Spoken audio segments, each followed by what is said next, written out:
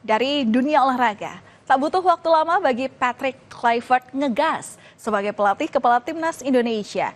Usai diumumkan sebagai pelatih, Patrick langsung terbang ke Indonesia menemui sejumlah pemain timnas Indonesia sampai melihat markas skuad Garuda. Sebagai pelatih baru skuad Garuda, Kluivert pun menebar janji kepada para pecinta timnas Indonesia dengan bertekad akan memboyong timnas Indonesia ke Piala Dunia 2026. Ujian pertama Kluivert akan datang pada 20 Maret 2025 kala timnas harus menjalani laga tandang melawan Australia dan laga kandang melawan Bahrain pada 25 Maret di lanjutan kualifikasi Piala Dunia 2026. Kluivert menargetkan setidaknya ingin mengantongi 4 poin dari 2 laga awal yang akan dikomandoinya ini. Jika racikan Kluivert berhasil, akan memperbesar peluang Indonesia untuk finish sebagai runner-up demi lolos langsung ke Piala Dunia 2026 atau setidaknya mengamankan posisi ketiga dan keempat demi lanjut ke ronde 4. What I told you before, my goal is to qualify, of course, for the World Cup. So the first 2 matches are very, very important. We need to, to be directly sharp against Australia. And after against Bahrain, we need to be as well very sharp. So from the first 2 games, I love to have at least 4 points in the pocket. We go, of course, for 6 points, but we need to respect also the opponent. Namun, laga melawan Australia bukan perkara mudah. Dalam pertemuan pertama, skuad Garuda bermain imbang tanpa gol saat menjamu langganan Piala Dunia Australia dalam laga kualifikasi Piala Dunia Zona Asia di Stadion Gelora Bung Karno, Jakarta. Kiper anyar timnas Martin Pas tampil gemilang dan menyabet predikat pemain terbaik. Namun pada laga berikutnya, saudara, jika Anda ingat, dalam lanjutan kualifikasi Piala Dunia akan berlangsung laga tandang. Pemain skuad Garuda ini akan diuji karena timnas Australia telah menjadi langganan lolos ke Piala Dunia. Setelah melawan Australia, Indonesia nantinya akan menghadapi Bahrain dalam laga kandang. Melawan Bahrain seolah membuka memori pahit saat pertemuan pertama.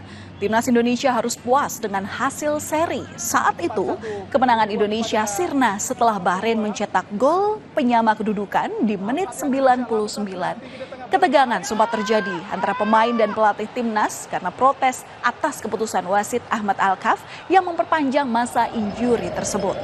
Pada pertemuan kedua di laga kandang nanti, harapan agar Indonesia bisa menang melawan Bahrain pun sangatlah tinggi.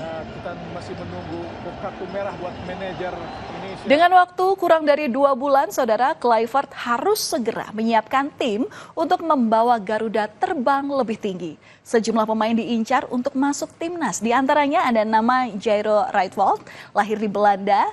Jairo ini memiliki darah Manado dari sang nenek. Mantan gelandang Crystal Palace pernah menimba ilmu di Akademi Klub Belanda Ajax Amsterdam. Ketika usianya 18 tahun, Jairo ini bermain 3 pertandingan bersama tim senior Belanda di kualifikasi Euro 2016. Dan saat ini, Jairo berkarir di Royal Antwerp FC. Lalu ada nama selanjutnya, yakni Ole Romani.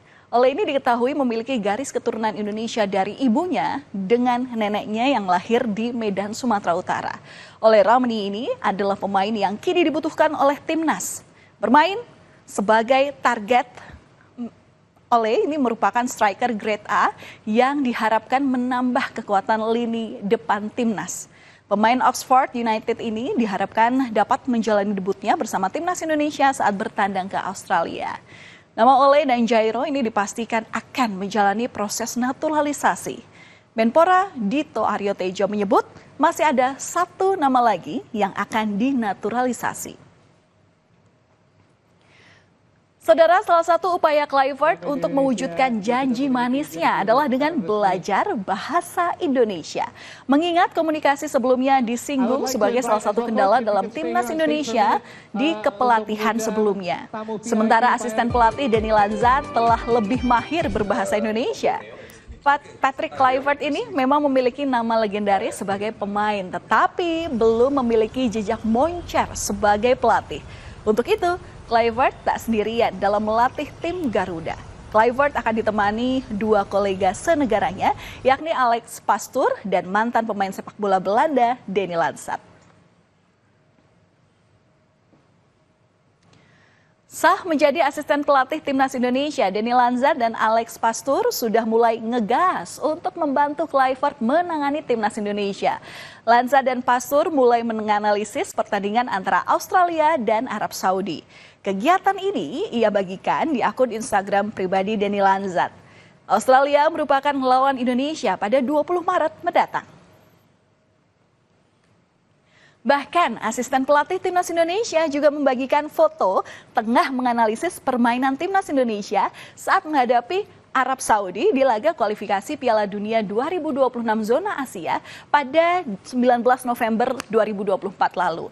Menganalisis Arab Saudi Indonesia, tulis Pastoor dalam unggahannya yang menampilkan gambar televisi berisi siaran pertandingan serta pulpen dan juga buku.